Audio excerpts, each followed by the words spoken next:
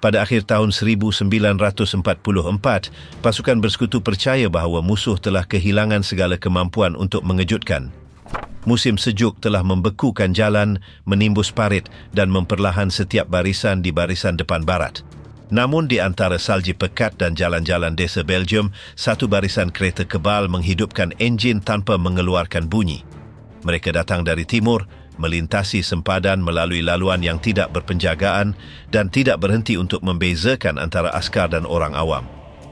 Apa yang berlaku pada hari-hari itu bukan sekadar serangan.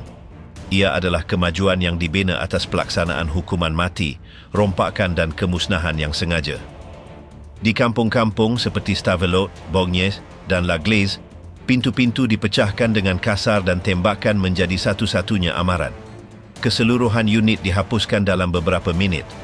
Kesaksian daripada mereka yang berjaya melarikan diri bercerita tentang arahan tanpa moral, jalan yang dipenuhi mayat dan rumah yang dibakar bersama keluarga di dalamnya. Ini bukan kemalangan, ia adalah pesanan. Apa yang berlaku apabila divisi Panzer SS pertama menyebar keganasan di Belgium?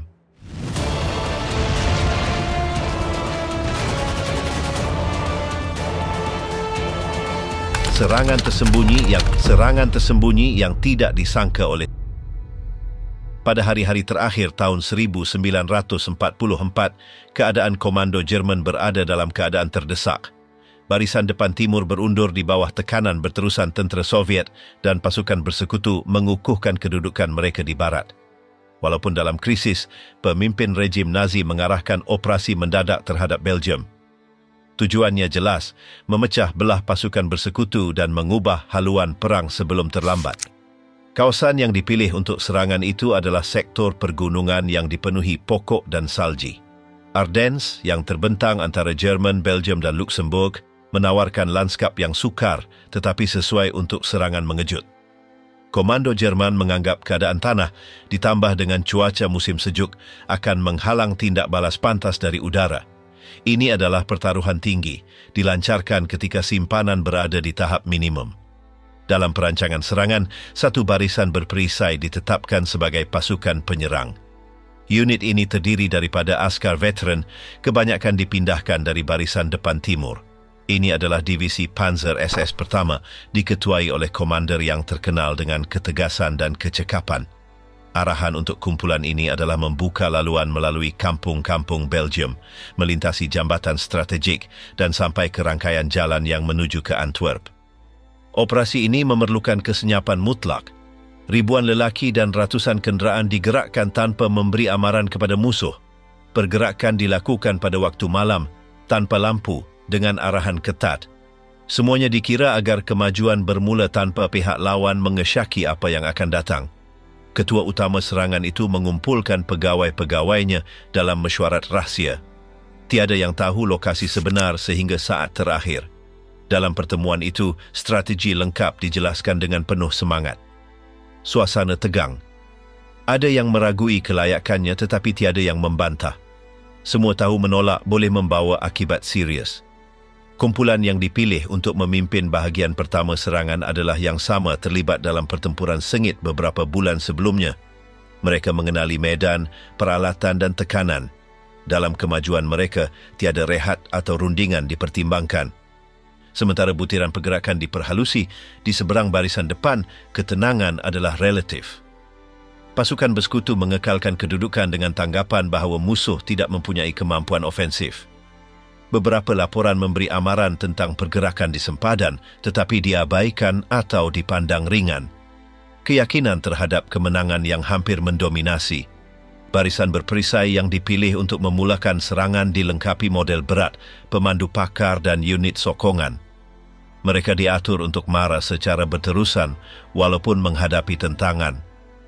Objektif bukan hanya ketenteraan.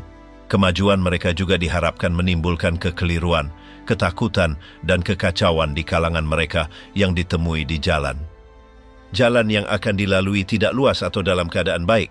Kebanyakannya jalan tanah diselaputi lapisan ais, seleko sempit, jambatan rapuh dan penglihatan terhad menjadikan perjalanan itu satu cabaran. Namun mereka yakin faktor kejutan akan mengatasi sebarang halangan fizikal. Suasana di kalangan askar berbeza dari biasa. Bagi ramai, ini adalah peluang terakhir untuk memenuhi harapan komando. Tekanan datang dari atas, tetapi juga dari sejarah unit mereka sendiri. Mereka tahu sedang diperhatikan. Hasil kemajuan mereka boleh menentukan masa depan barisan depan barat. Sementara itu, di kampung-kampung Belgium berhampiran sempadan, kehidupan berjalan dengan agak normal. Tiada yang membayangkan dalam beberapa jam mereka akan mula mendengar enjin, tembakan dan bunyi berterusan kenderaan berat. Patroli bersekutu tidak mengesan sebarang isyarat jelas. Kabut membantu menyembunyikan pergerakan. Kesenyapan sebelum serangan adalah mutlak. Pada malam sebelum permulaan, pemimpin Jerman menghantar arahan terakhir. Formasi bergerak perlahan ke posisi masing-masing. Serangan akan bermula pada subuh tanpa pengumuman. Idea adalah menyerang sebelum musuh sempat mengatur pertahanan. Kegagalan tidak dipertimbangkan. Rancangan hanya masuk akal jika dilaksanakan dengan tepat dan pantas. Yang pertama mara adalah kenderaan peninjau, diikuti kereta kebal utama. Di belakang, unit bertanggungjawab mengamankan kawasan dan mengawal halangan yang mungkin. Secara selari, komando khas ditugaskan dengan misi tertentu. Menghapus pertahanan, memutus talian komunikasi dan mengambil titik utama. Semua pergerakan mesti serentak. Kumpulan yang mengetuai serangan itu telah menerima latihan keras. Ahlinya dikenali kerana tidak menerima penyerahan diri. Dalam kempen sebelumnya, mereka bertindak tanpa belas kasihan. Kali ini, mereka telah diberitahu bahawa kelajuan lebih penting daripada berhati-hati. Di sepanjang laluan, mereka akan menemui askar, orang awam dan struktur penting. Rancangan tidak membuat perbezaan. Sementara itu, pasukan bersekutu tidur. Di barisan mereka, tiada amaran dikeluarkan. Idea serangan besar-besaran pada pertengahan Disember kelihatan tidak mungkin. Pada peringkat strategik, musuh dijangka mengekalkan usaha di timur. Tiada yang menyangka mereka boleh melancarkan serangan besar-besaran di barat, apatah lagi di kawasan pergunungan itu. Kumpulan berperisai yang dipilih untuk memimpin serangan menunggu dalam posisi. Malam gelap, sejuk terik dan tanah beku. Enjin dihidupkan dalam senyap, bersedia untuk bergerak. Laluan, sasaran dan jadual telah diedarkan. Ketika matahari terbit, tembakan pertama akan menandakan permulaan operasi yang tidak mencari kemenangan separa. Ini adalah segalanya atau tiada. Pada subuh itu, tanpa amaran, kenderaan pertama mula melintasi garisan. Penyeberangan tidak diumumkan dengan meriam atau letupan besar. Ia pantas, langsung dan terselaras. Dalam beberapa jam, kampung berhampiran mula menerima isyarat pertama kemajuan. Maka bermulalah serangan yang dalam kurang daripada 24 jam akan meninggalkan jejak kematian, kemusnahan dan Paper menghancurkan Bühlingen dan meninggalkan barisan pertama pecah. Subuh 16 Disember bermula tanpa pengumuman. Suhu rendah, kabut menutupi bukit dan di jalan masih kelihatan kesan beku dari malam sebelumnya. Pada saat itu, kenderaan Jerman pertama melintasi garisan hutan. Pergerakan tepat, hampir senyap. Tiada amaran. Dalam beberapa jam, barisan depan barat berubah sepenuhnya. Pasukan pertama Divisi Panzer SS pertama di bawah pimpinan Joachim Peiper berlepas dari Losheim, laluan melalui kampung kecil, ladang bersalji dan jalan yang hampir tidak menampung berat kereta kebal. Objektif pertama adalah sampai ke persimpangan yang menuju ke pedalaman Belgium. Arahan adalah terus tanpa berhenti. Segala halangan mesti dihapuskan tanpa berlengah. Musuh tidak bersedia. Pasukan Amerika terdiri daripada askar muda dan tidak berpengalaman dalam pertempuran besar-besaran. Di beberapa titik, serangan begitu mengejut sehingga tiada tindak balas. Beberapa pos jatuh tanpa tembakan. Pertempuran series pertama berlaku di Bühlingen. Tentangan minimum dan padam segera. Kenderaan dimusnahkan di jalan raya dan tahanan ditangkap tanpa berlengah. Anak buah Peiper mempunyai arahan tegas. Masa tidak memihak. Sebarang jeda boleh merosakkan rancangan. Keraguan tidak dibenarkan. Mereka yang menyerah dianggap penghalang. Pelaksanaan hukuman mati pertama ke atas askar berlaku pada hari yang sama, di jalan kecil, di ladang terbuka, di sebelah kenderaan terbengkalai. Tiada soal siasat atau semakan, hanya kelajuan. Kemajuan tidak berhenti. Beberapa kilometer kemudian, barisan berpecah. Sebahagian menuju ke Honsfeld, di mana mereka menemui gudang penuh bahan bakar. Mereka mengambilnya tanpa berlengah. Yang lain mengikuti jalan sempit di mana mereka menangkap kenderaan musuh tanpa pertahanan. Lori, ambulans dan jeep disekat tanpa amaran. Penumpangnya dihapuskan serta-merta. Seiring jam berlalu, mesej antara pegawai bersekutu mula dipenuhi laporan keliru. Ada yang bercakap tentang serangan kecil, yang lain mendakwa mereka berada di bawah serangan penuh. Penggunaan uniform musuh, isyarat palsu dan laluan yang diambil tanpa amaran meningkatkan kekeliruan. Ramai menganggap ia latihan atau kesilapan.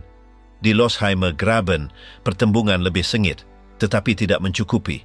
Meriam Jerman mengiringi kemasukan kereta kebal. Garisan pertahanan diatasi dalam kurang sejam. Ada juga tahanan di sana dan seperti tempat lain, mereka ditembak tanpa berlengah. Mayat ditinggalkan di parit tanpa sesiapa mengutipnya. Barisan Peiper terus maju. Arahan adalah mara sejauh mungkin sebelum malam. Mengawal persimpangan dan jambatan adalah kunci. Jika titik-titik ini dikuasai, unit Jerman lain boleh mara tanpa halangan. Kekacauan yang ditaburkan pada hari pertama mesti bertahan cukup lama untuk seluruh serangan mengambil bentuk. Di sepanjang jalan, mereka menemui kampung di mana orang awam tidak faham apa berlaku. Sesetengah rumah digunakan sebagai perlindungan. Yang lain dibakar atas keputusan taktikal. Tiada amaran diberikan. Arahan adalah tidak berhenti. Tiada struktur boleh dibiarkan jika boleh memberi perlindungan kepada musuh. Menjelang petang, kabut mula berkurangan. Kemajuan perlahan tetapi tidak berhenti. Barisan disusun semula, kerugian disemak dan sumber diagihkan. Sesetengah kenderaan tidak boleh digunakan kerana keadaan tanah. Beberapa kereta kebal tersekat dalam lumpur atau kehilangan roda akibat periuk api yang tidak tersembunyi dengan baik. Tiada cubaan menyelamatkannya. Mereka ditinggalkan. Korban musuh dalam jam-jam pertama tinggi. Beberapa unit dihapuskan tanpa sempat melapor. Di beberapa kawasan, yang terselamat melarikan diri berjalan kaki melalui hutan tanpa senjata dan hala tuju. Kelebihan teknikal dan penyelarasan serangan jelas. Pada penghujung hari, Komando Tinggi Bersekutu mula menerima berita tentang serangan. Mesej keliru tetapi semua bersetuju pada satu perkara. Sesuatu serius telah berlaku di Ardennes. Satu pasukan tidak dikenali telah melintasi kawasan dan mara tanpa henti. Tindak balas perlahan. Pada masa itu, banyak pangkalan masih tidak tahu skala serangan. Malam itu, barisan berhenti di kawasan tinggi berhampiran Lake Neuville. Dari sana, langkah seterusnya disediakan. Komando Peiper merancang untuk mara ke barat. Peta disemak, tugas diagihkan, senjata diperiksa dan tangki diisi. Sesetengah berehat. Yang lain mengkaji laluan mungkin. Sementara itu, pasukan bersekutu cuba menyusun semula. Talian komunikasi tidak teratur. Sesetengah pos terpencil. Dikhawatiri seluruh barisan depan akan runtuh jika musuh menguasai jalan utama. Tiada yang pasti siapa bertanggungjawab atas serangan. Hari pertama menetapkan nada untuk apa yang akan datang. Tiada jeda, tiada belas kasihan ditawarkan. Garisan dibuka oleh kumpulan pelopor dilukis dengan kekejaman. Mesej jelas, tiada undur, tiada rundingan dipertimbangkan. Kemajuan telah bermula dan Belgium berada di jalannya. Malmedy, pelaksanaan hukuman mati terhadap 84 askar yang ditawan. Pagi 17 Disember bermula dengan udara yang lebih cerah. Kesejukan berterusan, tetapi penglihatan telah bertambah baik. Barisan Jerman yang mengetuai serangan itu mara tanpa gangguan melalui jalan kecil, mencari titik lemah di belakang musuh. Salah satu sasarannya ialah persimpangan yang menghubungkan Malmedy dengan Lake Neuville. Kawasan itu terbuka dengan ladang yang diselaputi fros dan persimpangan utama untuk laluan kenderaan berperisai. Pada masa yang sama, satu bateri artileri bergerak Amerika sedang berundur melalui laluan yang sama. Terdiri daripada kira-kira 100 lelaki, dibahagikan kepada kenderaan ringan, mereka membawa senjata, radio dan bekalan. Mereka telah menerima arahan untuk berkumpul semula lebih ke barat tanpa mengetahui sepenuhnya skala serangan yang sedang berlaku. Perjalanan mereka membawa mereka terus ke laluan unit Jerman. Kira-kira tengah hari, tembakan pertama mengganggu pergerakan. Barisan Amerika disekat oleh kereta kebal berat, disokong kenderaan bersenjata yang menutup jalan dari kedua-dua hujung. Kejutan itu lengkap. Tiada masa untuk mengatur garis pertahanan. Ada yang cuba keluar dari lori, yang lain terjatuh ke tanah tanpa tahu arah mana yang kurang berbahaya. Arahan Jerman serta-merta tahan mereka tanpa berlengah. Yang terselamat dipaksa berkumpul di tengah padang terbuka di bawah pengawasan. Senjata dan dokumen dikumpulkan dan kenderaan digeledah untuk bahan berguna.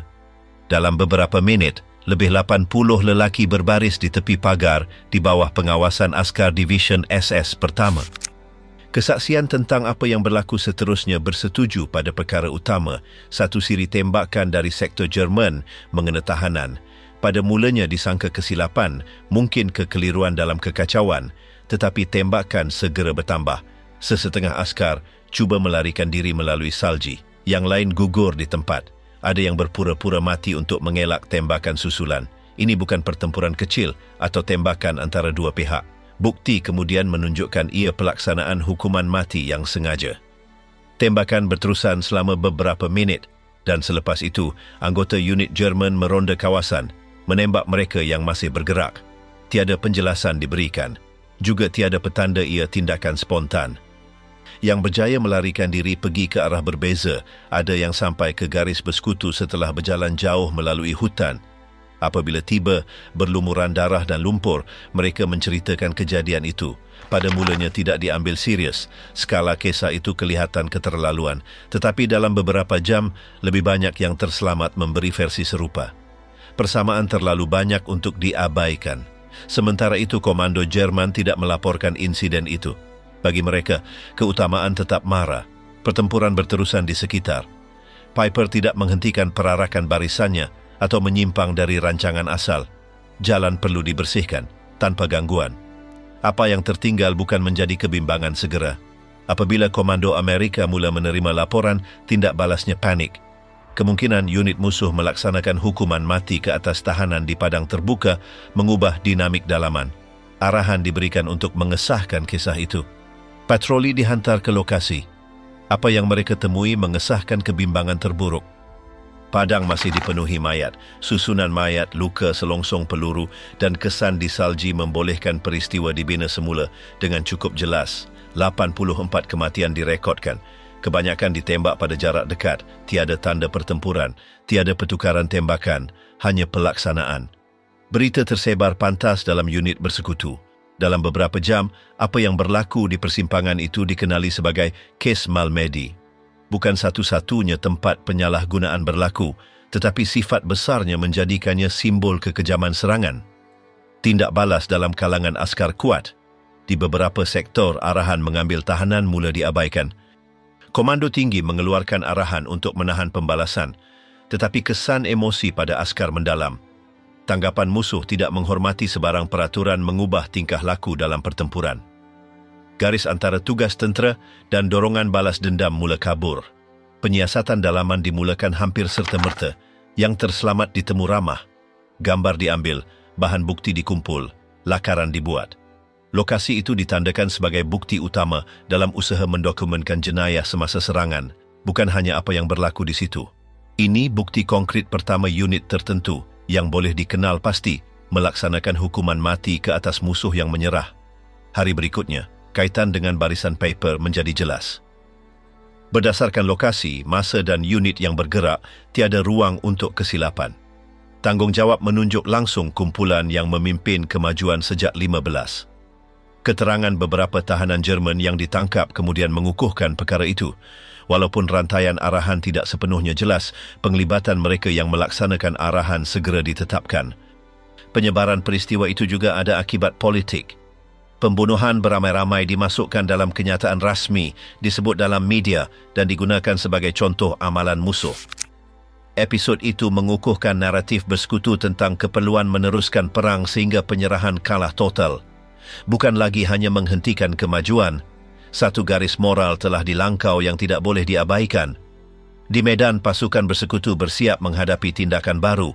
Pembunuhan beramai-ramai tidak menghentikan kemajuan Jerman, tetapi menandai titik perubahan dalam persepsi musuh. Apa yang berlaku bukan kesilapan pertempuran.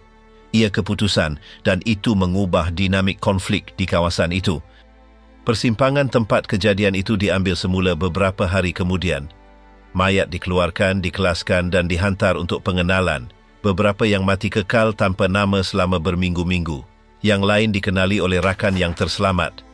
Adegan itu meninggalkan kesan yang dekad kemudian masih dikenang sebagai antara tindakan paling keras dalam serangan itu. Di tempat itu, satu garis telah dipadam. Apa yang berlaku di persimpangan itu bukan sebahagian rancangan tentera. Ia sebahagian mesej yang ditinggalkan unit itu, tiada tahanan, tiada belas kasihan. Persimpangan Baugnies menjadi titik tetap dalam peta ingatan. Stavelot dan Trois Ponts. Orang awam ditembak dan rumah terbakar. Selepas meninggalkan ladang Baugnies, kumpulan tempur Jerman meneruskan perjalanan ke barat. Laluan melalui pekan kecil yang sebelum ini tidak ada dalam peta strategik. Arahan adalah mara tanpa berhenti, mengelak sebarang halangan manusia atau material dan membuka jalan untuk unit di belakang. Masa singkat dan medan semakin sukar. Pada petang 17, barisan sampai di pinggir Stavelot. Pekan ini, terletak di lereng bukit berhampiran Sungai Amblev, menjadi sasaran seterusnya.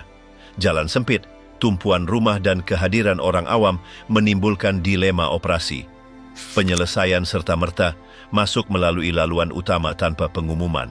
Pasukan masuk dengan kereta kebal di hadapan dan tembakan amaran. Sesetengah penduduk cuba melarikan diri melalui lorong sampingan. Yang lain bersembunyi di ruang bawah tanah. Di pusat pekan, pertempuran direkodkan dengan unit Amerika yang terpencil. Tembakan dibalas dengan keras. Menjelang malam, Jerman telah menguasai beberapa sektor, tetapi menghadapi tentangan bertaburan di beberapa bangunan. Semasa pemeriksaan rumah, keputusan dibuat tanpa ruang untuk keraguan. Mereka yang tidak keluar apabila dipanggil dianggap musuh. Beberapa orang awam dilaksanakan di halaman belakang. Tiada rekod sistematik, hanya tembakan langsung. Unit bertanggungjawab atas tindakan ini milik Divisi Panzer SS pertama yang terus mara tanpa belas kasihan melalui wilayah Belgium.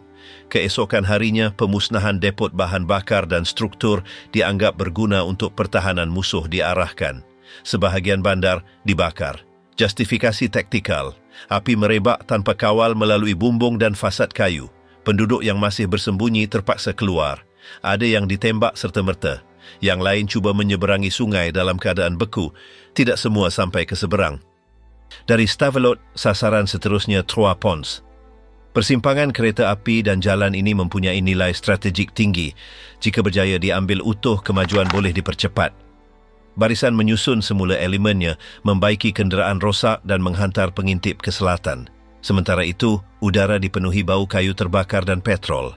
Jalan dipenuhi perabot pecah, kaca berserakan dan mayat tidak dikutip. Di jalan menghubungkan kedua-dua lokasi, konvoi awam diserang. Sesetengah pemandu dipaksa meninggalkan kenderaan, yang lain dihapuskan tanpa sepatah.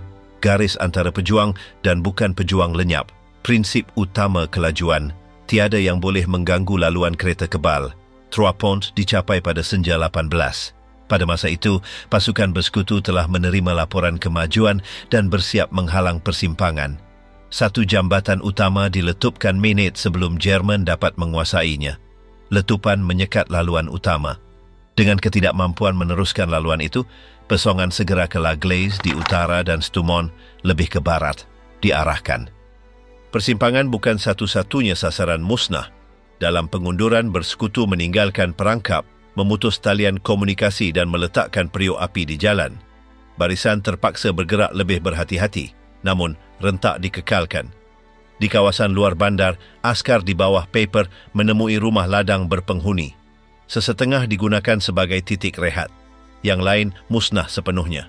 Dalam perjalanan, beberapa petani dan penduduk tempatan dibunuh. Tiada amaran. Tuduhan minimum, memandang dari tingkap, tidak menjawab jeritan pertama tidak bergerak pantas. Dalam beberapa kes, keluarga ditembak di dalam rumah. Kesannya kelihatan kepada yang terselamat. Hari berikutnya, apabila unit bersekutu kembali, laporan mengumpul butiran.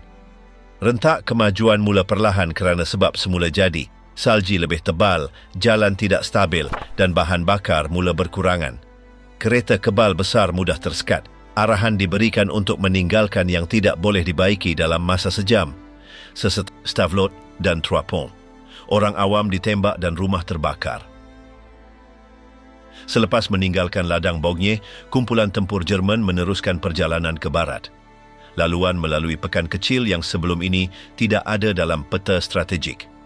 Arahan adalah mara tanpa berhenti, mengelak sebarang halangan manusia atau material dan membuka jalan untuk unit di belakang. Masa singkat dan medan semakin sukar. Pada petang 17, barisan sampai di pinggir Stavelot. Pekan ini, terletak di lereng bukit berhampiran Sungai Amblev, menjadi sasaran seterusnya. Jalan sempit, tumpuan rumah dan kehadiran orang awam menimbulkan dilema operasi. Penyelesaian serta-merta masuk melalui laluan utama tanpa pengumuman. Pasukan masuk dengan kereta kebal di hadapan dan tembakan amaran. Sesetengah penduduk cuba melarikan diri melalui lorong sampingan. Yang lain bersembunyi di ruang bawah tanah. Di pusat pekan, pertempuran direkodkan dengan unit Amerika yang terpencil. Tembakan dibalas dengan keras. Menjelang malam, Jerman telah menguasai beberapa sektor, tetapi menghadapi tentangan bertaburan di beberapa bangunan. Semasa pemeriksaan rumah, keputusan dibuat tanpa ruang untuk keraguan. Mereka yang tidak keluar apabila dipanggil dianggap musuh. Beberapa orang awam dilaksanakan di halaman belakang. Tiada rekod sistematik, hanya tembakan langsung.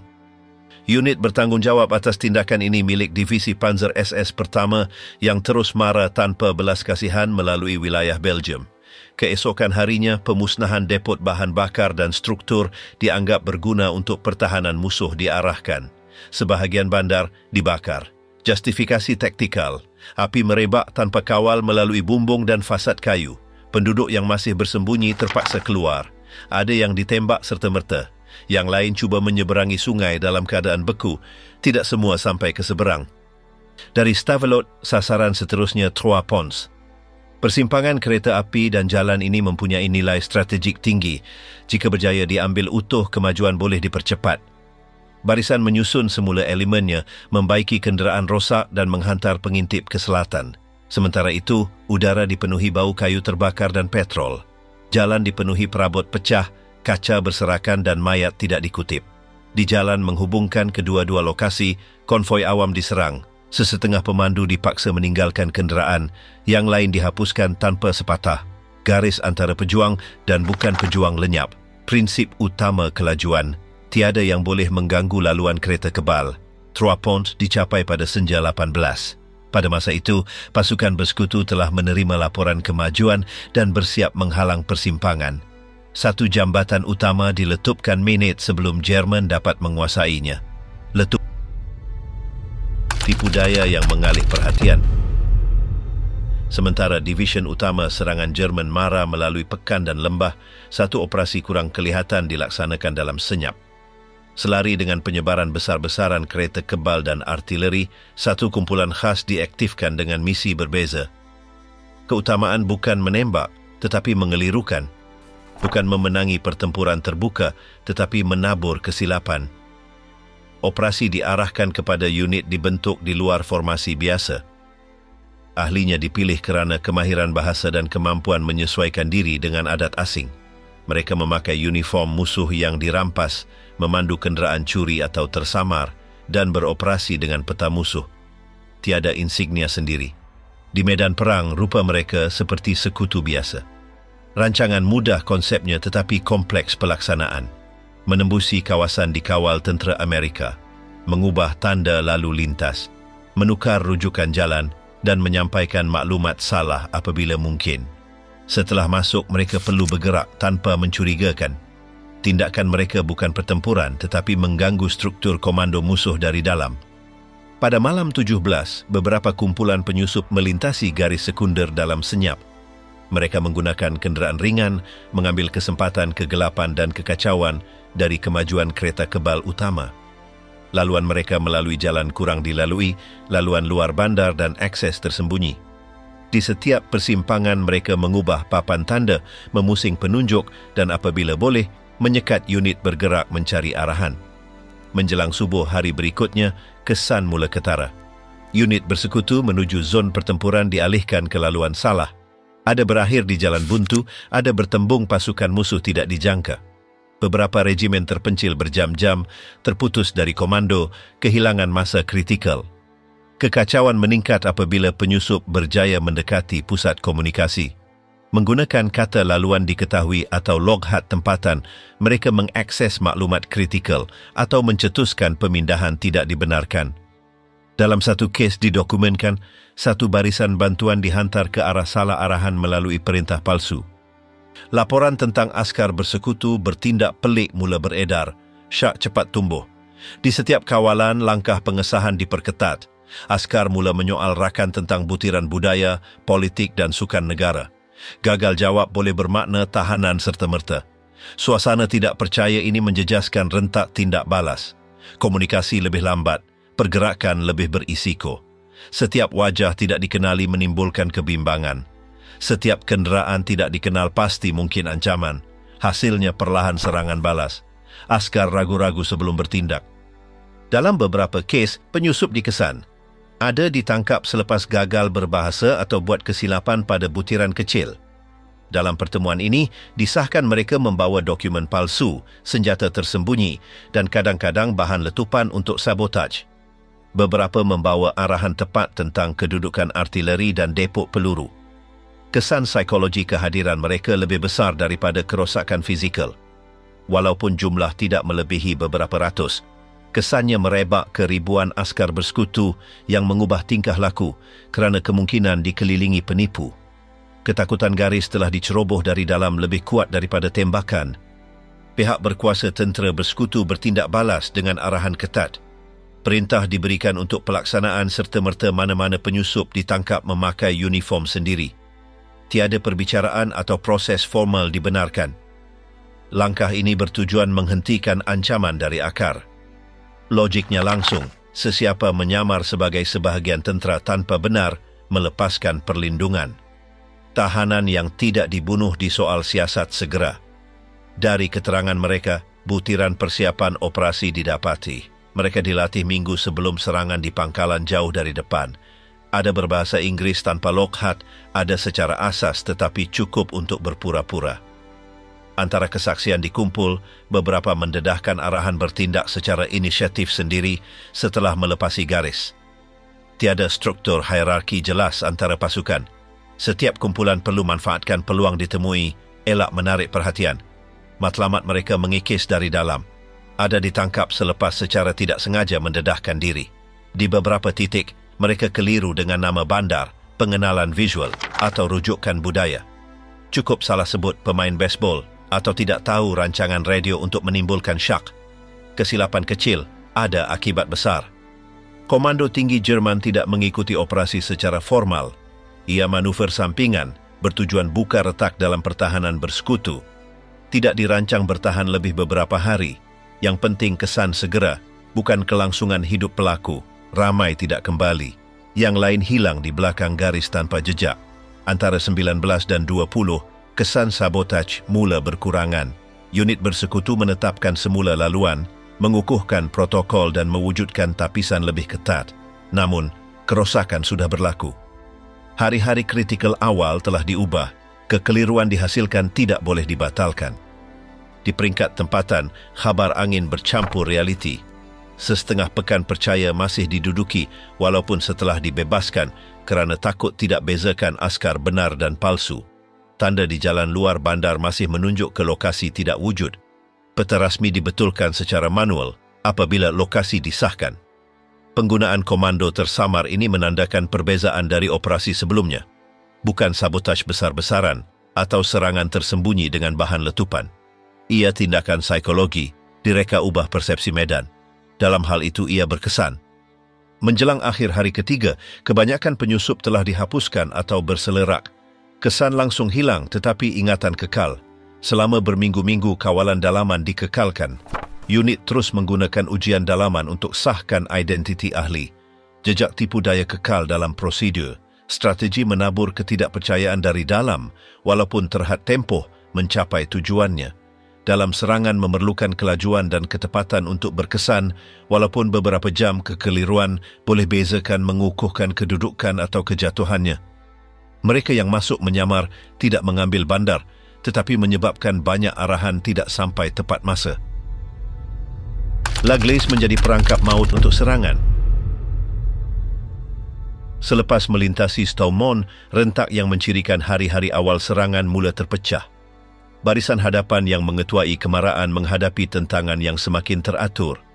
Geografi menjadi lebih berbahaya, laluan semakin sempit dan ruang gerak berkurangan.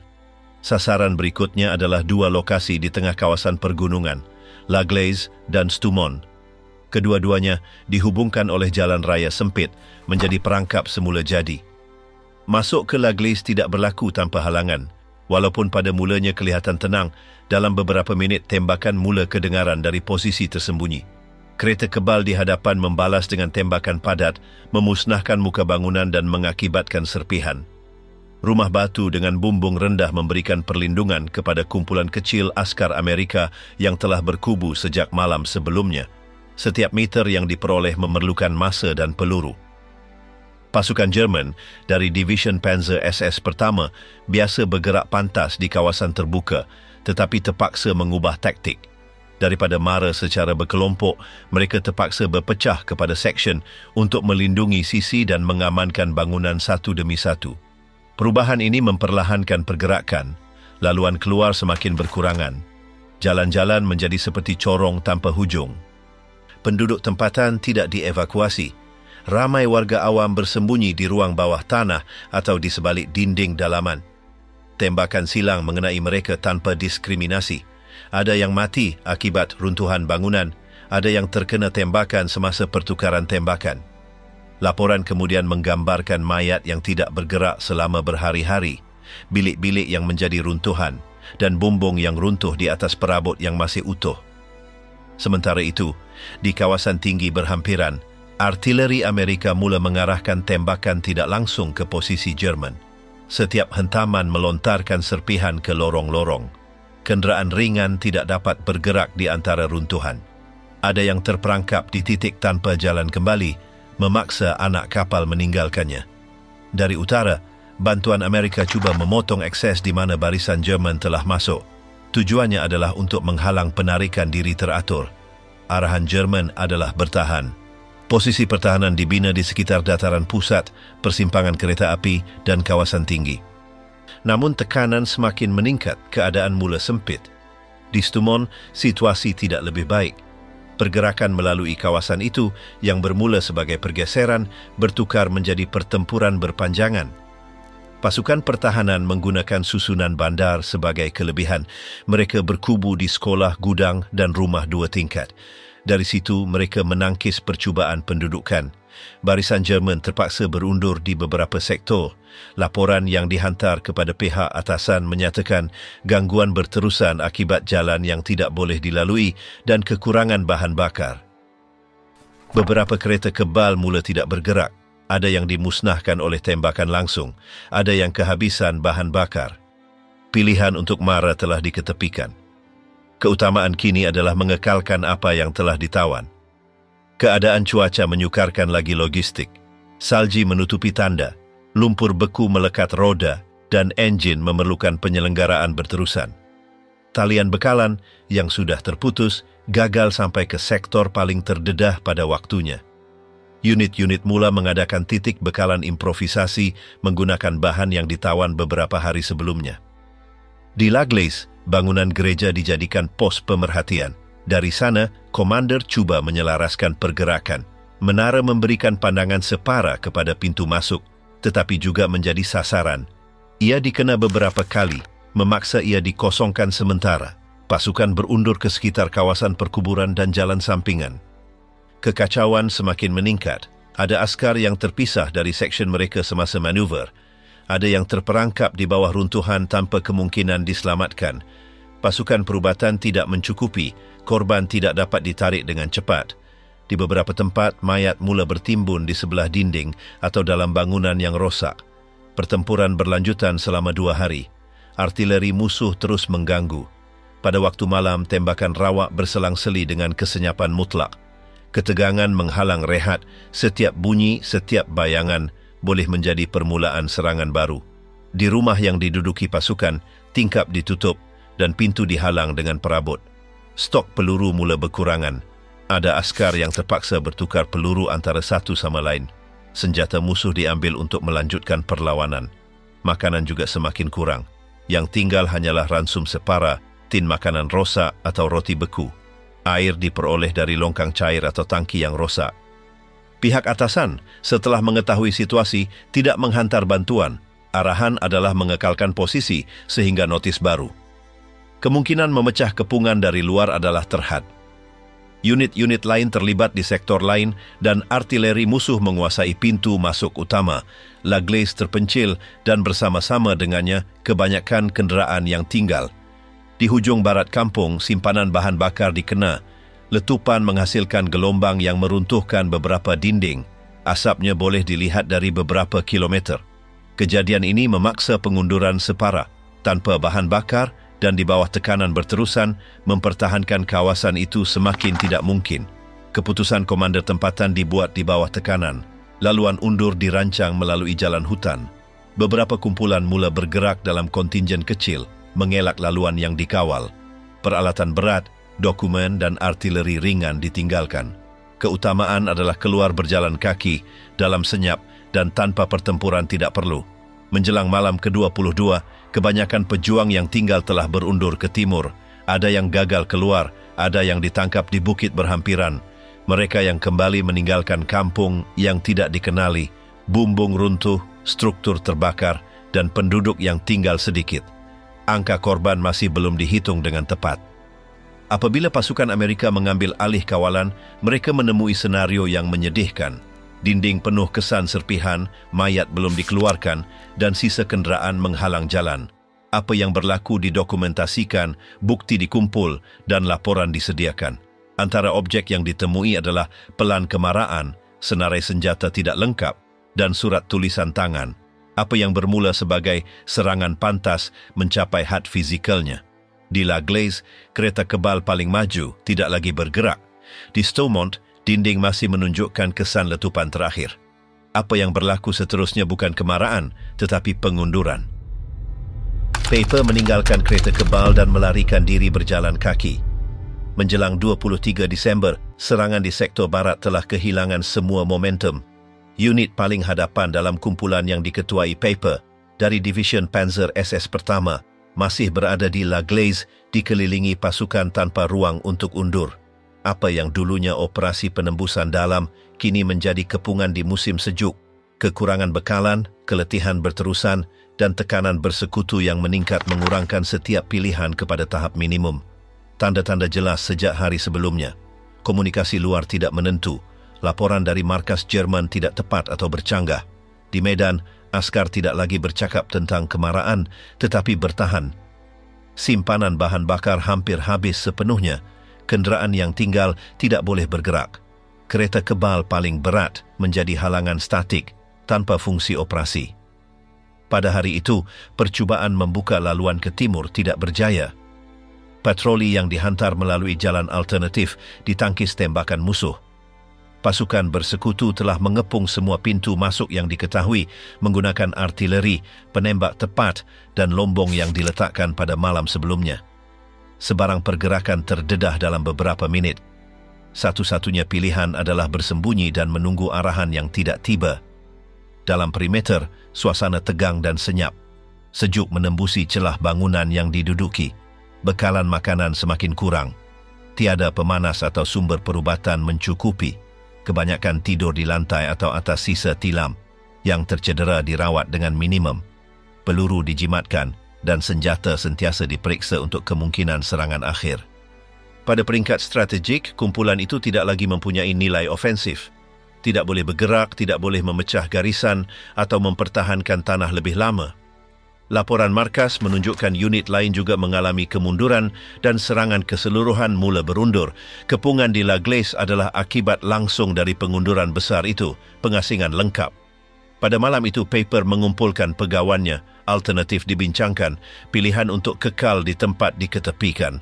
Artileri bersekutu semakin kuat dan posisi tidak lagi memberikan perlindungan mencukupi. Tiada cara untuk mempertahankan diri dari serangan terkoordinasi. Pasukan keletihan, bahan yang ditawan tidak cukup untuk perlawanan berpanjangan. Keputusan dibuat tanpa dramatik, tiada ucapan atau pengisytiharan. Arahan tepat, musnahkan semua yang tidak boleh dibawa dan evakuasi berjalan kaki ke timur menggunakan perlindungan tanah. Pengunduran mesti senyap, berperingkat dan tanpa cahaya. Setiap lelaki hanya membawa yang penting. Pada awal pagi 24, proses meninggalkan bermula. Kenderaan disabotaj dengan bahan letupan atau ditinggalkan tanpa kemungkinan pulih. Radio dimusnahkan, dokumen dibakar, peta dibuang dalam perigi atau di bawah salji, artileri ringan diletupkan, semua yang boleh digunakan musuh dimusnahkan. Barisan berjalan kaki diatur dalam kumpulan kecil, setiap satu dengan laluan berbeza. Mereka mara melalui jalan desa, mengelak jalan raya dan kawasan terbuka. Perjalanan perlahan, meletihkan dan berbahaya. Beberapa askar tertinggal, tercedera atau tidak mampu terus. Ada yang ditangkap patroli musuh, ada yang bersembunyi di ladang atau struktur terbengkalai, berharap tidak diperhatikan. Di dalam La Glace, yang tinggal adalah campuran mesin rosak, pakaian ditinggalkan, dan mayat beku. Kereta kebal terbakar dengan turet terbuka dan kesan hentaman berbaris di jalan sempit seperti rangka logam. Muka rumah menunjukkan tanda pertempuran baru. Ada yang runtuh sepenuhnya.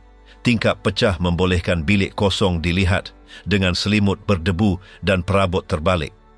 Apabila pasukan Amerika masuk, gambaran didokumentasikan terperinci. Setiap kenderaan perisai musnah, setiap senjata ditemui, setiap posisi pertahanan ditinggalkan direkodkan. Gambar struktur awam rosak, mayat tidak dikenal pasti, dan parit improvisasi diambil. Laporan mengesahkan kumpulan itu telah dineutralkan sebagai pasukan operasi.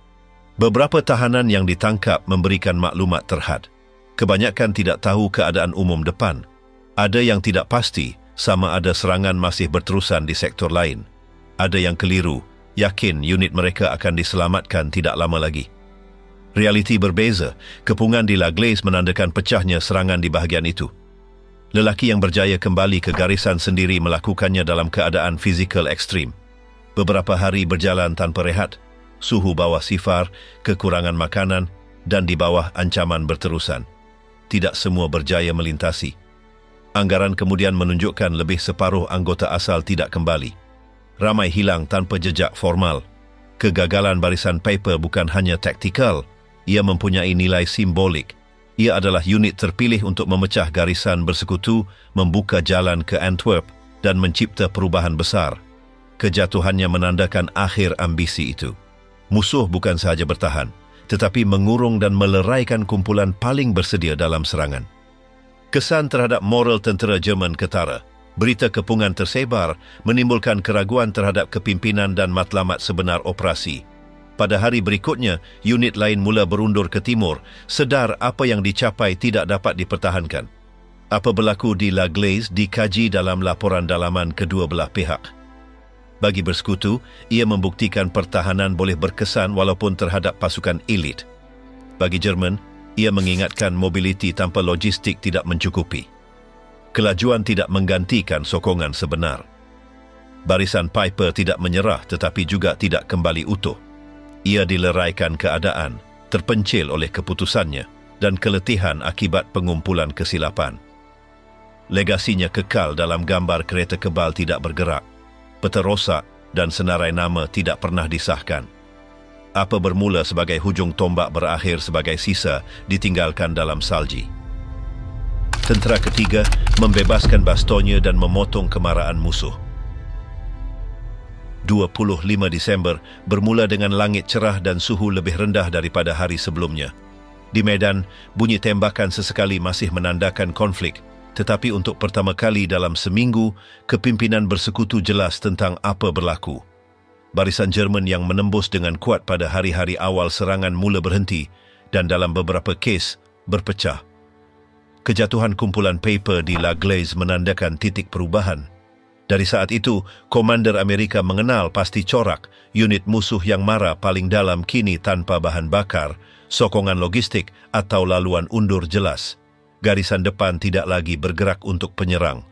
Momentum awal serangan Jerman telah habis. Jawapan segera. Division yang sebelum ini dalam posisi pertahanan menerima arahan mengambil semula tanah hilang. Sasaran bukan hanya mara, tetapi menutup koridor, memotong laluan komunikasi, dan mengasingkan kumpulan tertinggal. Serangan bermula di sisi, mengambil kesempatan di zon musuh tidak lagi mampu penyusunan semula. Tentera ketiga, di bawah Patton, antara yang pertama bergerak. Dari selatan, unitnya bergerak ke Bastogne yang masih dikepung. Perjalanan tidak mudah, jalan diliputi salji, laluan dihalang sisa kenderaan, dan tentangan musuh masih aktif di titik strategik. namun tekanan meningkat setiap jam. Secara selari dari utara, formasi baru mula masuk ke sektor yang diambil semula.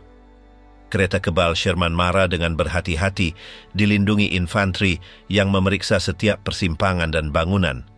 Di bandar seminggu lalu di bawah tembakan musuh, kini bendera bersekutu dikibarkan. Dalam beberapa kes, penduduk keluar dari persembunyian bawah tanah menunjukkan mereka masih hidup. Kawasan dibebaskan menunjukkan kesan jelas apa berlaku. Rumah musnah, tiang tumbang, kenderaan ditinggalkan dan mayat belum dikenal pasti. Pemeriksaan pantas dilakukan, zon berlombong ditanda dan pos kawalan ditubuhkan untuk memastikan konvoi lalu. Jurutera tentera mula membaiki jambatan, membuka laluan dan mengambil bahan berguna. Sementara itu, artileri Amerika meningkat kehadirannya. Senjata jarak jauh diletakkan di bukit dan pinggir lembah, dari mana mereka boleh meliputi laluan utama tanpa kerap bergerak.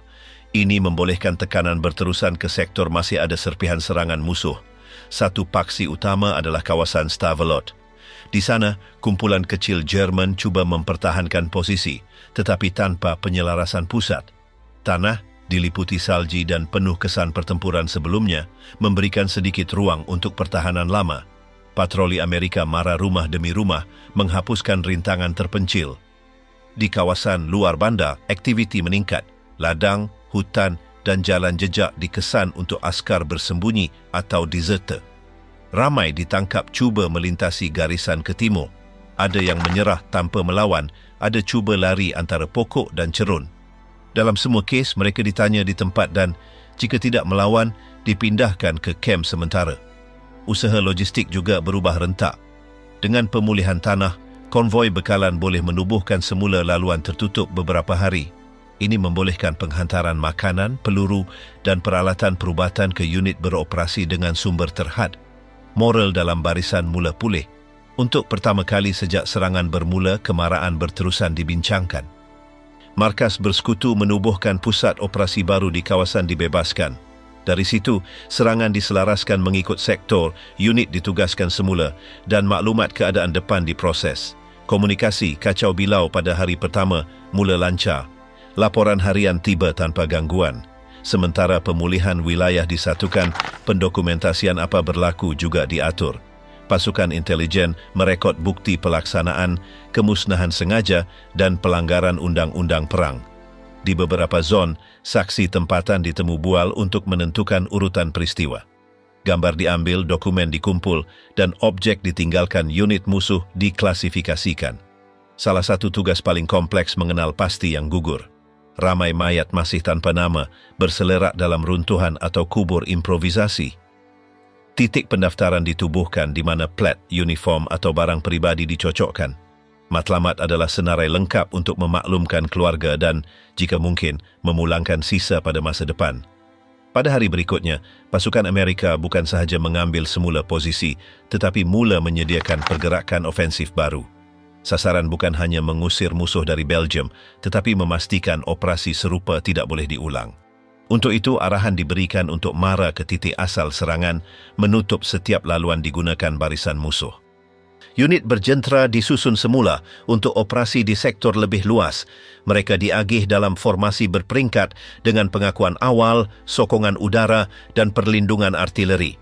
Juru terbang mengambil kesempatan keadaan cuaca lebih baik, mula menyerang depot, pusat komando dan kenderaan berundur. Barisan musuh bukan lagi ancaman teratur. Mereka menjadi sasaran bergerak. Keutamaan segera adalah bastonnya. Di sana, pertahanan berterusan di bawah tembakan, tetapi kini dengan kepastian bantuan hampir tiba. Kedatangan bantuan dari selatan dan keruntuhan posisi Jerman terdekat membolehkan koridor ke dalam kepungan ditubuhkan. Pasukan bertahan beberapa hari mula menerima bekalan dan bantuan. Kepungan tidak pecah dari dalam, ia ditembusi dari luar. Menjelang 28 Disember, gambaran keseluruhan berbeza. Garisan musuh telah berundur di kebanyakan sektor. Yang tinggal kumpulan berselerak tanpa kemampuan ofensif. Korban dalam barisan Jerman meningkat setiap hari, bukan hanya dari pertempuran, tetapi keletihan, kesejukan dan pengabaian. Markas Bersekutu memutuskan menyatukan posisi, tidak tergesa-gesa dalam pengejaran tidak teratur. Sasaran adalah mengelak kejutan baru, memastikan setiap kemajuan dan menyediakan serangan balas terkoordinasi bulan berikutnya. Pengajaran awal serangan musuh telah dipelajari, keyakinan tidak akan menggantikan persediaan lagi. Apa berlaku selepas kejatuhan barisan Piper menunjukkan perang di Ardennes tidak ditentukan kejutan, tetapi kemampuan bertahan pukulan awal dan menyusun semula pertahanan. Garisan depan dibina semula bukan hanya kerana kelebihan material, tetapi disiplin operasi. Garisan sekali lagi telah dipertahankan. Bastogne dikepung, pertahanan yang mematahkan rancangan Jerman. Di tengah kawasan Ardennes, dikelilingi oleh rangkaian jalan luar bandar, terletaknya Bastogne. Ia bukan sebuah bandar besar, mahupun memiliki kubu khas. Nilainya terletak pada geografi. 7 jalan raya bertemu di sana, menghubungkan sektor-sektor penting Belgium. Mengawalnya bererti menguasai pergerakan antara barisan hadapan. Itulah sebabnya apabila serangan Jerman dilancarkan, Bastogne menjadi titik keutamaan. Pihak berkuasa bersekutu memahaminya dari awal. Walaupun terkejut pada mulanya, mereka memutuskan untuk menghantar bantuan segera. Unit yang tersedia ialah Division ke-101 Airborne. Tanpa masa untuk perancangan terperinci, askar-askarnya dihantar dengan trak menggunakan peralatan yang ada ke sebuah lokasi yang tidak lama lagi akan terputus. Apabila askar pertama tiba di Bastogne pada 23 Disember, pasukan musuh sudah mula mengepung. Barisan kereta kebal mara dari utara, selatan dan timur melalui jalan-jalan yang bertemu di pinggir bandar. Musuh bukan sekadar ingin mengepung bandar, tetapi ingin merampasnya segera sebelum pertahanan kukuh dapat disusun. Namun bandar itu bertahan, pasukan airborne diedarkan di pintu masuk utama, parit digali secara improvisasi, titik tembakan ditubuhkan di bangunan tinggi, dan simpanan dikumpulkan di persimpangan dalaman. Artileri ringan diletakkan di bukit berhampiran. Tidak banyak peralatan tetapi tekad ada. Pengepungan lengkap berlaku keesokan harinya. Salji menutupi kawasan sekeliling, menyukarkan pergerakan. Talian bekalan diputuskan. Tiada cara untuk menghantar bantuan atau evakuasi. Komunikasi tidak stabil, namun komando tempatan diketuai oleh General McAuliffe mengekalkan perpaduan unit-unitnya. Dalam hari-hari berikutnya, pasukan musuh cuba memaksa masuk. Mereka menggunakan kereta kebal, infanteri dan tembakan artileri tertumpu. Setiap serangan berjaya ditahan. Korban meningkat tetapi barisan tidak runtuh. Musuh menawarkan syarat penyerahan. Jawapannya ringkas, penolakan. Tiada rundingan atau tanda kelemahan. Di dalam Bastogne, tiada tempat perlindungan yang selesa. Penduduk awam berkumpul di ruang bawah tanah, gereja dan sekolah. Bekalan makanan terhad. Bahan bakar pemanas habis. Yang cedera dirawat dengan sumber minimum. Namun, tiada posisi yang dikosongkan. Setiap sektor bertahan dengan apa yang ada.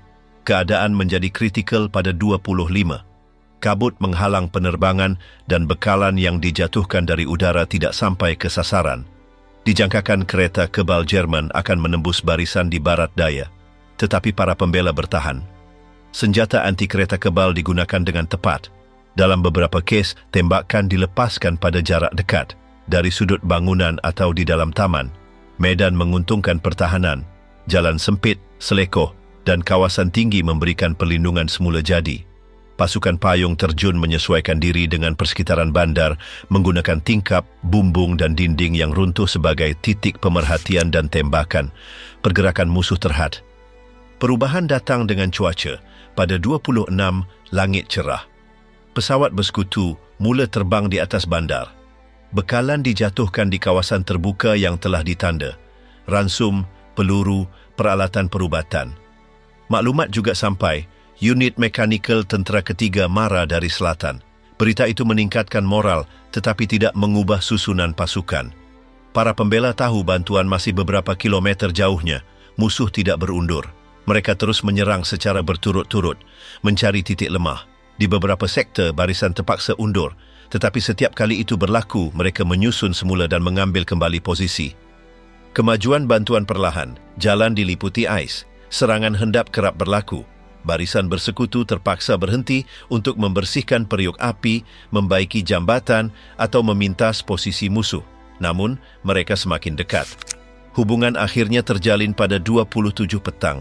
Satu platun mekanikal sampai ke pos pemerhatian pertama, Division ke-101. Pengepungan tidak dipatahkan oleh serangan frontal. Ia ditembusi oleh ketekunan. Masukannya sempit, terhad tetapi mencukupi. Dari saat itu, koridor ditubuhkan. Bekalan mula masuk secara berkala. Pasukan perubatan, jurutera dan unit tambahan juga tiba. Musuh segera memahaminya, peluang untuk merampas Bastogne hilang, serangan berkurangan. Di beberapa sektor, askar Jerman mula berundur. Mereka meninggalkan kenderaan yang rosak, posisi yang digali dan sisa-sisa senjata. Korban tidak dibawa. Mereka kekal di padang yang membeku. Di dalam bandar, kerosakan ketara. Bangunan menunjukkan kesan tembakan di bumbung, dinding dan pintu. Jalan dipenuhi serpihan. Fasad batu mempunyai kesan hitam dari letupan. Pokok di dataran pecah akibat tembakan silang. Kebanyakan tingkap pecah. Penduduk awam walaupun terjejas terselamat. Ada korban, tetapi tiada pengungsian besar-besaran. Mereka yang berlindung semasa pertempuran mula keluar. Pusat bantuan ditubuhkan, selimut dan makanan diagihkan. Bandar itu masih berdiri, walaupun berubah sepenuhnya. Dari sudut strategik, pertahanan Bastogne menghalang musuh menyatukan barisan mereka. Dengan menyekat pusat jalan, laluan antara division yang mara dari utara dan selatan terputus. Pecahan itu mengacaukan serangan, memaksa unit Jerman mengubah haluan, kehilangan masa dan terdedah kepada serangan balas. Rintangan itu juga mempunyai kesan simbolik, menunjukkan bahawa formasi musuh yang lebih lengkap boleh dibendung walaupun dalam keadaan tidak menguntungkan. Penolakan untuk menyerah menjadi mesej yang melampaui konflik tempatan. Ia digunakan oleh komando tinggi sebagai contoh disiplin dan tekad. Bastogne bukan satu-satunya bandar yang diserang, tetapi yang menandakan titik keruntuhan serangan musuh. Pertahanannya memaksa pengagihan semula usaha, mengganggu rancangan logistik dan berperanan sebagai sauh untuk penyusunan bersekutu pada hari-hari berikutnya. Apa yang dielakkan di sana bukan sekadar kejatuhan pusat bandar, tetapi pembukaan koridor yang akan mengancam seluruh barisan hadapan. Pertempuran tidak berakhir di persimpangan itu, tetapi mengubah arahnya. Selepas itu, kemajuan bukan lagi milik musuh. Jalan yang sebelumnya digunakan untuk masuk, kini digunakan untuk berundur. Kesan di dinding tidak hilang dengan pencairan salji. Hari-hari ketika bandar, dikelilingi 7 jalan beku, tidak menyerah walau seinci pun juga tidak dilupakan. Undur terakhir, Division Panzer. Pertama, SS musnah antara salji dan runtuhan. Apabila Disember hampir berakhir, barisan Jerman terakhir mula berundur. Barisan hadapan yang beberapa minggu sebelumnya pecah dengan serangan mengejut, tidak lagi menawarkan rintangan terkoordinasi. Laporan dari sektor paling maju menunjukkan corak yang sama. Unduran berterusan, barisan ditinggalkan, dan jalan dipenuhi sisa hangus. Serangan balas bersekutu bukan berupa kemarahan pantas, tetapi tekanan berterusan. Unit Amerika dan British tidak marah dengan kelajuan melulu, tetapi langkah terhitung. Setiap kawasan yang diambil semula diamankan sebelum meneruskan. Matlamatnya bukan lagi sekadar menahan, tetapi melumpuhkan keupayaan musuh untuk mencuba manuver serupa. Di lembah, antara hutan bersalji dan jalan sempit, kenderaan musuh tidak bergerak, ditinggalkan tanpa bahan bakar atau anak kapal. Ramai terkena tembakan artileri atau serangan hendap. Yang lain tersekat di selekoh beku atau tepi jalan tanpa permukaan. Penumpangnya jika tidak gugur dalam pertempuran berselerak tanpa arah jelas. Unduran tidak teratur. Unit Jerman berpecah apabila jalan tidak boleh digunakan atau formasi terpencil. Sesetengah kumpulan cuba melintasi hutan berjalan kaki, hanya membawa senjata ringan. Yang lain menyerah tanpa bertempur setelah beberapa hari tanpa bekalan. Komando Jerman tidak mampu menyusun semula pasukan, berhenti mengeluarkan arahan terpusat. Keadaan cuaca masih memainkan peranan utama. Suhu malam mencapai tahap ekstrim. Askar yang berundur berjalan berjam-jam tanpa berhenti dengan pakaian beku, makan dari bekalan improvisasi. Korban akibat beku meningkat, tiada tandu atau pengangkutan perubatan, yang cedera diseret atau ditinggalkan. Di beberapa sektor, jambatan yang digunakan untuk mara beberapa minggu sebelumnya kini menjadi halangan mustahil. Letupan bersekutu telah memusnahkan titik penting di Sungai Amblev, Salm dan Orte. Tanpa laluan itu, Formasi Jerman terpaksa mengambil jalan memutar di pergunungan, di mana artileri Amerika sudah menyediakan koordinat tembakan. Peta pertempuran mula menunjukkan unduran progresif ke timur. Bandar-bandar yang diambil semula ditandai oleh pegawai bersekutu dengan tarikh, menyenaraikan sisa yang ditemui, senjata yang dirampas, dan struktur yang musnah. Dalam beberapa kes, posisi ditemui kosong sepenuhnya tanpa tanda rintangan. Di lain-lain, kelompok kecil bersenjata menawarkan tentangan terhad sebelum menyerah. Antara 3 dan 8 Januari, tentera Amerika melintasi garisan asal yang menandakan permulaan serangan musuh. Pada masa itu, kawasan yang diambil semula menyamai yang hilang. Namun kemenangan tidak diukur dalam kilometer, tetapi ketidakmampuan musuh mendapatkan semula inisiatif. Apa yang bermula sebagai manuver berani berakhir sebagai unduran tanpa hala tuju. Moral Jerman runtuh. Lelaki yang kembali dari posisi paling maju bukan pejuang utuh, tetapi yang terselamat dari percubaan gagal. Perbualan antara tahanan mendedahkan ketidakpercayaan terhadap komando tinggi, kekeliruan tentang matlamat sebenar operasi, dan keletihan selepas minggu-minggu tanpa rehat. Kerugian material tidak dapat dipulihkan. Lebih daripada 800 kereta kebal dan kenderaan perisai musnah atau ditinggalkan di hutan. Simpanan bahan bakar yang digunakan dalam operasi mewakili sebahagian besar jumlah yang tersedia untuk seluruh barisan barat. Division yang terselamat dari unduran melakukannya dengan kehilangan sepenuhnya keupayaan operasi. Malah Division Panzer Pertama SS, unit paling berpengalaman dalam serangan, dikurangkan kepada pasukan berselerak tanpa mobiliti atau nilai ofensif. Kejatuhannya meramalkan nasib peralatan Jerman selebihnya. Komando tinggi Jerman di bawah tekanan di sektor lain mengarahkan kembali ke posisi pertahanan asal, garisan Siegfriedo. Di sana, antara kubu konkrit dan parit yang dibina tahun sebelumnya, cuba ditubuhkan halangan terakhir. Namun, garisan itu tidak lagi menawarkan jaminan masa lalu. Apa yang hilang dalam keupayaan ofensif tidak boleh diganti dengan struktur statik.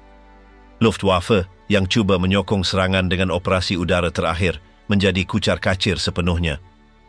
Kebanyakan pesawatnya ditembak jatuh atau rosak dalam serangan tidak terkoordinasi. Superioriti udara bersekutu kembali mutlak. Sejak itu, langit di atas Belgium dan Luxembourg di bawah kawalan Amerika. Sementara itu, bersekutu tidak berhenti selepas mengambil semula apa yang hilang. Mereka menyusun semula untuk melancarkan serangan berterusan ke dalam Reich. Unit yang bertempur di Bastogne, La Glaise dan Stoumont kini mengetuai laluan penembusan baru. Kereta kebal yang bertahan musim sejuk mara ke jambatan penting di seberang Rhine. Di bandar-bandar yang dibebaskan, penduduk cuba memulihkan keperluan asas. Pihak berkuasa tempatan sering tiada selama berminggu-minggu digantikan oleh jawatan kuasa improvisasi di bawah penyeliaan tentera. Bancian dimulakan, kerugian manusia dan material direkodkan dan kubur besar dikenal pasti. Keterangan saksi membantu membina semula apa yang berlaku. Laporan bersekutu juga mengumpul tanda laluan musuh, hukuman mati segera, rumah sengaja dibakar, rompakan sistematik. Dokumen yang ditinggalkan komando Jerman dalam unduran mengesahkan ketiadaan protokol kemanusiaan. Keutamaan sentiasa kelajuan, walaupun bermakna menghapus semua yang menghalang. Dari segi strategik, kegagalan serangan Ardennes mempunyai kesan tidak boleh balik. Wehrmacht tidak melancarkan lagi operasi ofensif besar-besaran di barisan barat. Keupayaannya dikurangkan kepada manuver pertahanan terpecah tanpa perlindungan udara, bahan bakar dan unit yang terus berundur. Angka akhir dahsyat, lebih 100,000 korban gabungan antara terbunuh, cedera dan hilang. Bandar musnah, jalan tidak boleh digunakan, division keseluruhan dibubarkan. Bagi bersekutu, kemenangan juga datang dengan kos tinggi, tetapi berjaya mengukuhkan kawalan barisan barat, membolehkan serangan yang beberapa minggu kemudian akan menyeberangi Rhine. General Eisenhower semasa mengkaji laporan menekankan hasilnya bukan hanya disebabkan bahan atau jumlah askar tetapi perpaduan komando. Walaupun terkejut pada mulanya, struktur pertahanan tetap kukuh dan setiap unit bertindak mengikut tanggungjawab taktikal. Barisan tidak pecah sepenuhnya dan di mana ia berlaku diperbaiki dengan pantas. Apa yang tinggal selepas unduran ialah wilayah yang berubah. Jalan dipenuhi kesan dalam, pokok ditandai serpihan, gereja menjadi tempat perlindungan atau gudang. Di setiap kampung ada cerita berbeza, tetapi dengan persamaan, laluan pantas dan merosakkan pasukan yang gagal mencapai matlamatnya. Pertempuran Ardennes berakhir secara rasmi pada akhir Januari apabila unit musuh terakhir menyeberangi Rhine ke posisi akhir mereka. Kesenyapan kembali ke lembah hanya dipecah bunyi enjin bersekutu yang marah. Apa yang bermula dengan gegaran, berakhir dengan pelarian. Jalan yang beberapa minggu sebelumnya digunakan untuk menceroboh Belgium dipenuhi runtuhan. Ia tidak akan digunakan lagi. Tiada lagi serangan. Hanya bertahan, undur dan menunggu. Tanah bersalji tidak menyimpan ingatan, tetapi menunjukkan jejak unduran terakhir. Apabila Division Panzer Pertama SS ditarik keluar dari Belgium, ia tidak meninggalkan barisan hadapan yang ditakluk, tetapi bandar kosong, jalan dipenuhi sisa dan nama yang tidak mungkin dilupakan. Ia tidak mencapai Antwerp, tidak mematahkan rintangan bersekutu. Apa yang berjaya dilakukan ialah mewujudkan selama beberapa minggu sejenis peperangan yang tidak membezakan antara peraturan atau orang awam. Laluannya tidak diukur dalam kilometer tetapi mayat. Serangan berakhir tetapi ingatan kemaraannya terus menandai peta. Apa yang bermula sebagai operasi taktikal menjadi amaran. Tiada yang melintasi jalan itu lagi tanpa mengetahui apa yang berlaku di sana.